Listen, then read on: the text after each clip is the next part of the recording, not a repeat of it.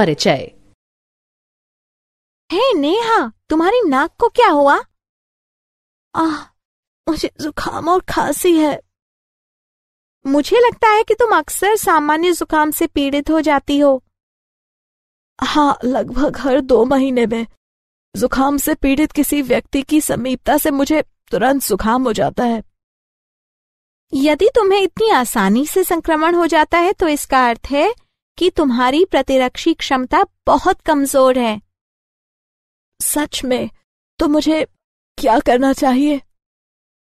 तुम्हें ऐसा भोजन और दवाएं लेनी चाहिए जो संक्रमणों से सामना करने के लिए तुम्हारी प्रतिरक्षी क्षमता बढ़ाने में मदद करें। ठीक है। मैं तुम्हें समझाती हूं कि प्रतिरक्षी क्षमता क्या होती है और यह संक्रमणों से कैसे लड़ती है।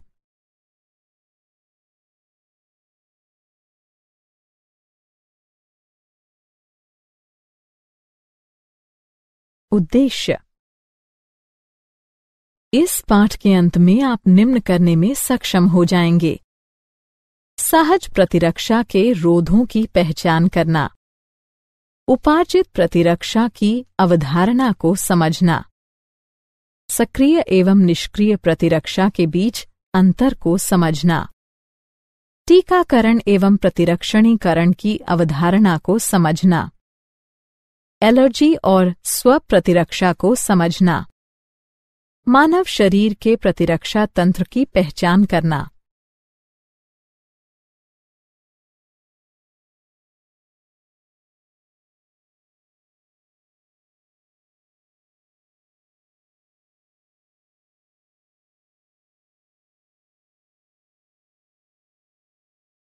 प्रतिरक्षा।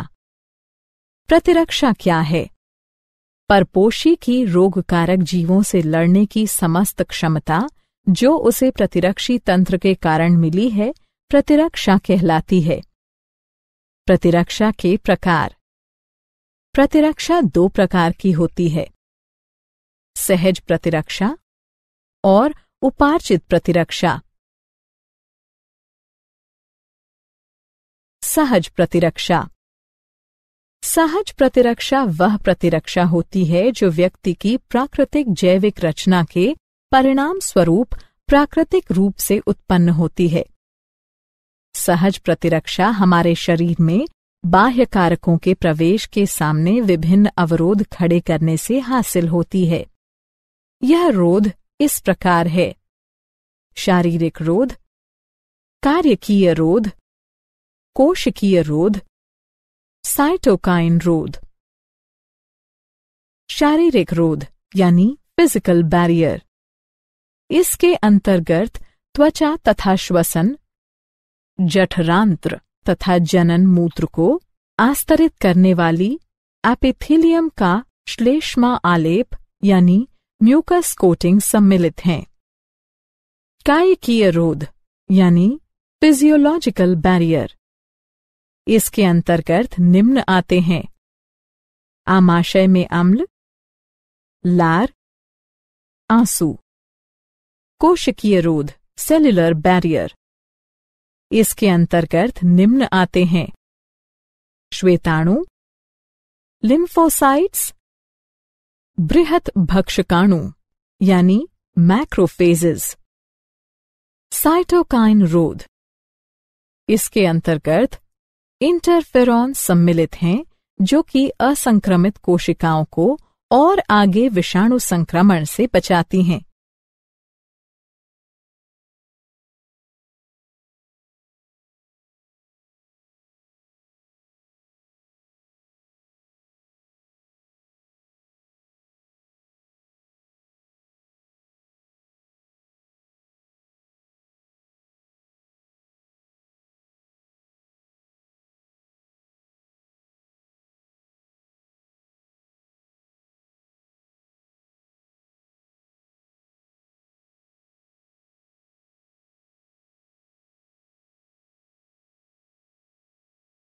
उपार्जित प्रतिरक्षा। उपार्जित प्रतिरक्षा यह प्रतिरक्षा होती है जो रोगजनक के संपर्क में आने पर रोग प्रतिकारक यानी एंटीबॉडी के विकास द्वारा प्राप्त की जाती है। जब हमारे शरीर का पहली बार किसी रोगजनक से सामना होता है तो एक निम्न तीव्रता की प्राथमिक अनुक्रिया होती है। हालांकि बाद में उसी रोगजनक से सामना होने पर बहुत ही उच्च तीव्रता की अनुक्रिया होती है। यह अनुक्रियाएं विशेष प्रकार के लसिकाणुओं की सहायता से की जाती हैं। बी लसिकाणु, टी लसिकाणु। बी लसिकाणु ये रोगजनकों से लड़ने के लिए रक्त में प्रतिरक्षी यानी एंटीबॉडीज नामक प्रोटीन का निर्माण करती हैं। टी लसिकाणु, टी लसिकाणु प्रतिरक्षियों यानी एंटीबॉडीज के निर्माण में बी लसिकाणु की सहायता करती हैं।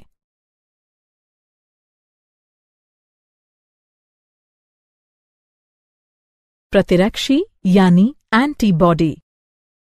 प्रतिरक्षी बी कोशिकाओं की सतह पर वाय आकार के प्रोटीन होते हैं जो रोगजनक के प्रभाव का सामना करने के लिए रोगजनक उद्दीपन की अनुक्रिया में रक्त या लसिका में स्रावित होते हैं। हमारे शरीर में विभिन्न प्रकार के प्रतिरक्षी होते हैं जैसे IgA, IgM, IgE, IgG इत्यादि। प्रतिरक्षी की संरचना। प्रत्येक प्रतिरक्षी अणु में 4 पेप्टाइड श्रृंखलाएं होती हैं। लघु हल्की श्रृंखलाएं, दीर्घ भारी श्रृंखलाएं। एक प्रतिरक्षी अणु H2L2 के रूप में दर्शाया जाता है।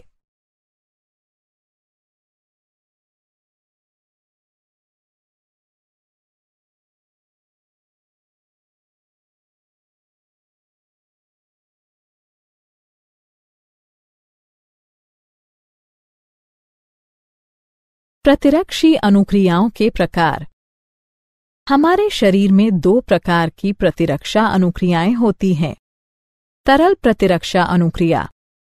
यह प्रतिरक्षा अनुक्रिया बी कोशिकाओं के द्वारा रक्त में प्रतिरक्षी के उत्पादन के द्वारा माध्यित की जाती है। कोशिका माध्यित प्रतिरक्षा अनुक्रिया। इस प्रकार की अनुक्रिया श्वेताणुओं, प्राकृतिक भक्षक कोशिकाओं, टी लसिकाणुओं और साइटोकाइन्स के सक्रियण द्वारा उत्पन्न की जाती हैं। इस प्रकार की अनुक्रिया टी लसिकाणुओं द्वारा माध्यित की जाती है।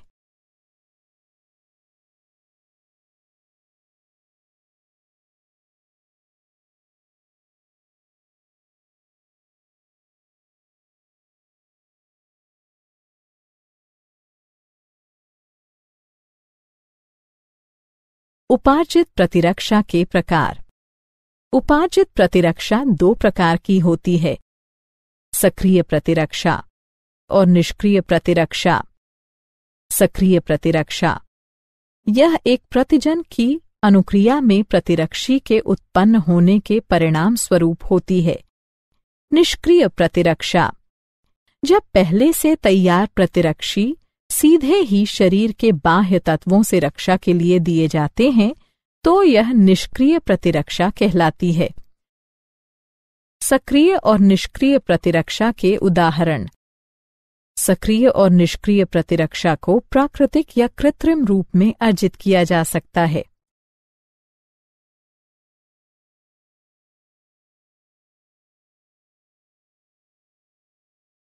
टीकाकरण तथा प्रतिरक्षीकरण।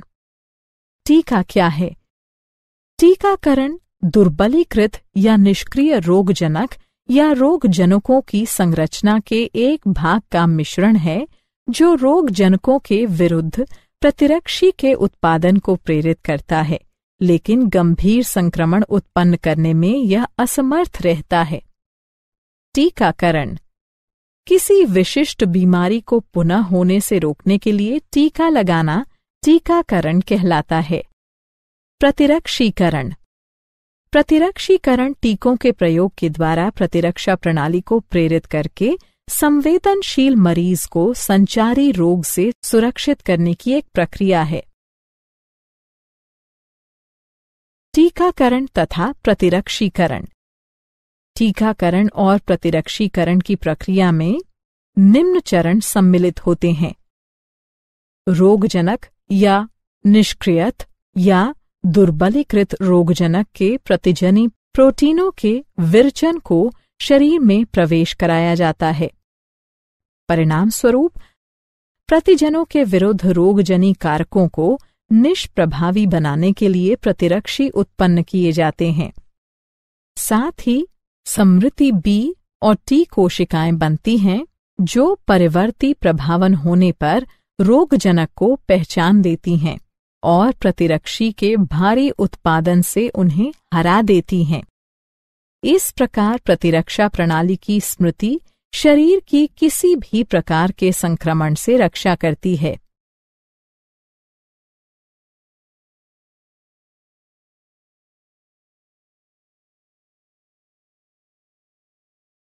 सक्रिय तथा निष्क्रिय प्रतिरक्षा। सक्रिय प्रतिरक्षा किसी प्रतिजन की उपस्थिति या किसी संक्रामक रोग के संपर्क में आने पर अनुक्रिया के रूप में प्रतिरक्षियों के विकास के परिणाम स्वरूप प्रतिरक्षीकरण, उदाहरण के लिए बीसीजी का टीका। निष्क्रिय प्रतिरक्षा यदि एक व्यक्ति किन्हीं घातक जीवाणुओं से संक्रमित होता है जिनमें शीघ्र प्रतिरक्षा की आवश्यकता होती है तो हमें सीधे ही प्रतिरक्षी या प्रतिआविश देने की आवश्यकता होती है। इस प्रकार का प्रतिरक्षीकरण निष्क्रिय प्रतिरक्षण कहलाता है। उदाहरण टिटनेस प्रतिआविश।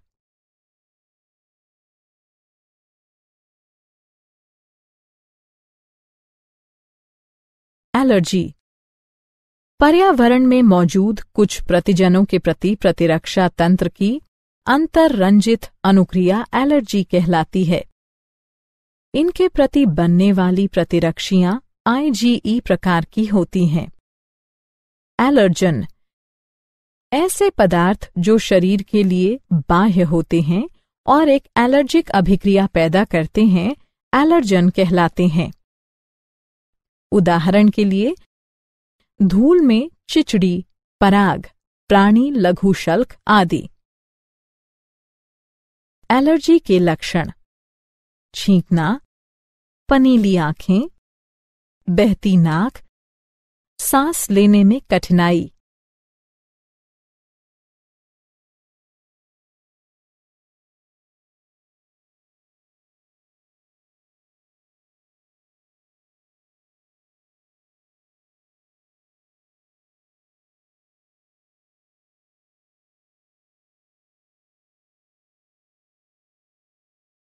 एलर्जी के कारण जब एक व्यक्ति किसी एलर्जन के संपर्क में आता है तो आईजीई प्रतिरक्षी बनते हैं जो स्वयं को मास्ट कोशिकाओं से जोड़ लेते हैं। ऐसी मास्ट कोशिकाएं एलर्जन के संपर्क में आने पर हिस्टामिन तथा सेरोटोनिन जैसे रसायन निर्मोचित करती हैं जिससे एलर्जी होती है।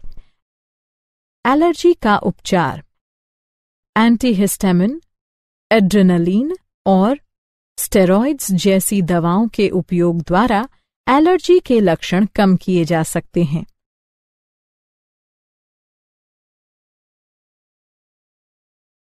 स्वप्रतिरक्षा। स्वप्रतिरक्षा यह एक भ्रमित प्रतिरक्षी अनुक्रिया है जिसमें हमारा शरीर अपने ही ऊतकों के विरुद्ध प्रतिरक्षियों का निर्माण करने लगता है जिससे अति संवेदी अनुक्रियाएं होती हैं। स्वप्रतिरक्षा रोग शरीर की अपनी कोशिकाओं और ऊतकों के प्रति प्रतिरक्षा तंत्र की असामान्य क्रियाविधि के कारण होने वाली कोई बीमारी या क्षति स्वप्रतिरक्षा बीमारी कहलाती है।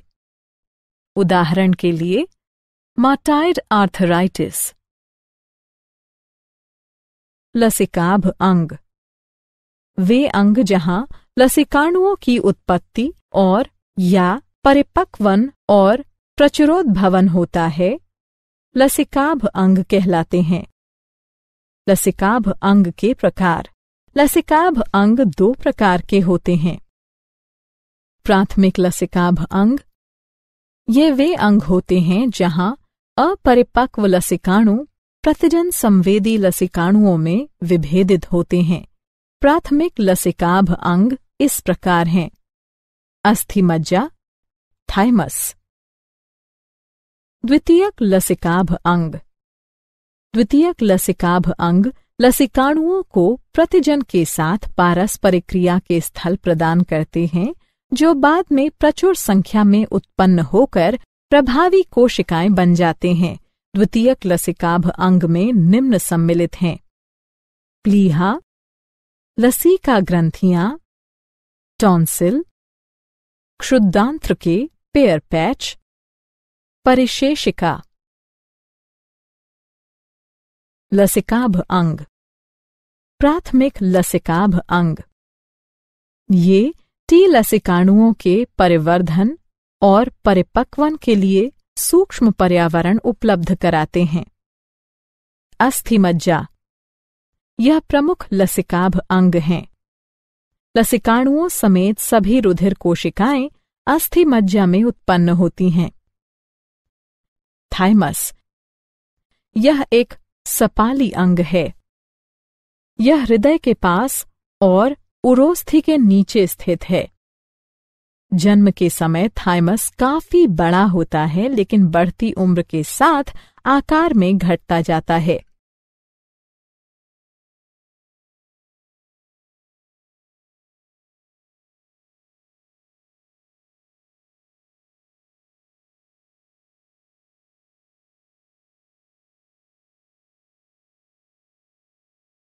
लसिकाभ अंग।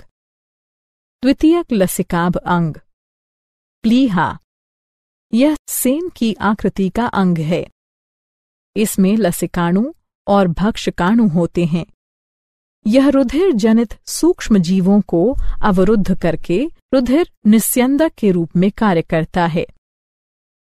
लसिका ग्रंथियां।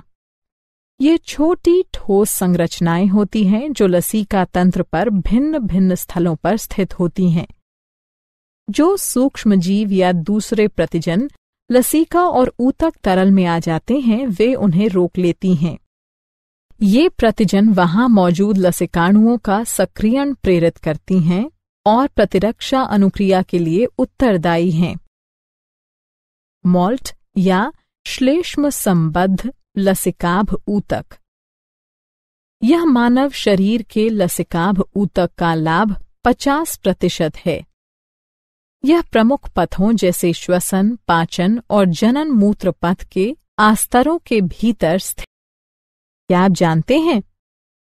पॉलीऑर्थराइटिस, मल्टीपल स्क्लेरोसिस, जार्गन सिंड्रोम इत्यादि स्वप्रतिरक्षा रोगों के उपचार हेतु सूक्ष्म गोलियों या गुटिकाओं के रूप में डायलिकल फ्यूमारेट का उपयोग साइक्लोस्पोरिन के संयोजन में किया जा सकता है। सारांश। आइए हमने जो कुछ सीखा है उसे संक्षेप में दोहराएं।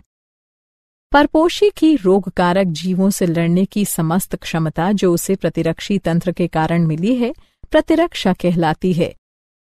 प्रतिरक्षा 2 प्रकार की होती है, सहज और उपार्जित। सहज प्रतिरक्षा शारीरिक, कार्यकीय, कोशिकीय और साइटोकाइन रोध बनाती है। बी और टी लसिकाणु शरीर को उपार्जित प्रतिरक्षा प्रदान करते हैं। यह सक्रिय या निष्क्रिय प्रतिरक्षा हो सकती है। किसी विशिष्ट बीमारी को होने से रोकने के लिए टीका लगाना टीकाकरण कहलाता है। पर्यावरण में मौजूद कुछ प्रतिजनों के प्रति प्रतिरक्षा तंत्र की अतिरंजित अनुक्रिया एलर्जी कहलाती है। शरीर की अपनी कोशिकाओं और ऊतकों के प्रति प्रतिरक्षा तंत्र की असामान्य क्रियाविधि के कारण होने वाली कोई बीमारी या क्षति स्वप्रतिरक्षा बीमारी कहलाती है। वे अंग जहां लसिकाणुओं की उत्पत्ति और या परिपक्वन और प्रचुरोद्भवन होता है, लसिकाभ अंग कहलाते हैं। वे प्राथमिक यानी अस्थि और थाइमस या द्वितीयक जैसे प्लीहा, लसिका ग्रंथियां आदि हो सकती हैं।